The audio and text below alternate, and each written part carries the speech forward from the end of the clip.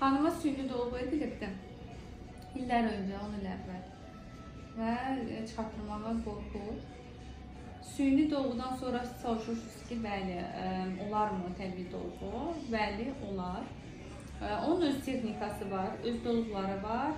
Yəni daha çox baxırıq da, yəni hansı tərzdədir keçmiş dolgusu. Tez-tez paylaşırsın. Və süni dolğunun üstün üzərində təbii gelin öz texnikası var. Hər kəs bunu etmir, bilirik. Ehtiyatlı olmaq lazımdır.